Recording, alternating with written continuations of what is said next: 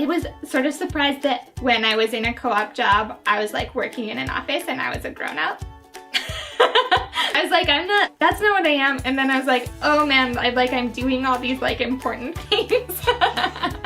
Basically how different it was to actually be in a research position compared to what we do in labs. When you're doing only research full-time, it becomes such a different experience. My first big work experience was definitely a challenge, and there were mistakes every day, just because you're dealing with clients, you're dealing with employees, and at the time I was only 19 years old, and so, I mean, I'd only been making my lunch for like 5 years. Probably the biggest surprise coming to Zambia for my last co-op was the cultural differences. I remember arriving just being like excited and keen and ready to go, and then like a few days in being very overwhelmed by like everything that just had come at me and the cultural differences that I was facing. And you adapt, and it's amazing how quickly you can adapt, but it is very overwhelming initially. Yeah. Moving to a foreign country, especially in Asia, honestly is particularly stressful.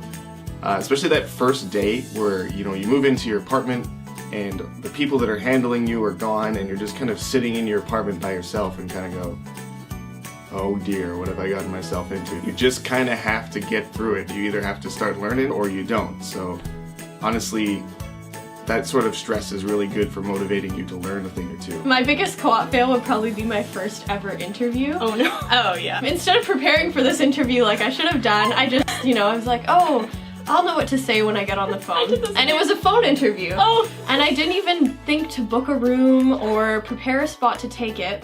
So I sat down in the hallway on the second floor of the Cunningham building and took this interview on the phone, and it was a disaster, obviously. And they were asking me all sorts of specialized questions I didn't prepare for. They probably heard people walking around in the background. So yeah, I've come a long way from that. Always prepare for your interviews, make sure you have a room, make sure you practice with a friend, because that didn't go well for me. Make sure you research what they do. Yes, that as well. I don't think I knew what they did on the phone interview. I didn't even think I knew what the job was. It was embarrassing, honestly. But I learned a lot from it. We were out in the field and we had all of our field gear in the back of a truck. The tailgate didn't close properly, which might or might not have been someone's fault who's sitting here.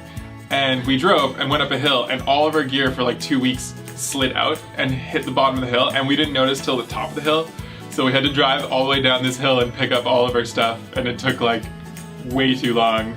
So that was bad. Kind of made me double check some details, especially when you're out in the woods, and yeah, little things can cause a huge mess, so really attention to detail is huge.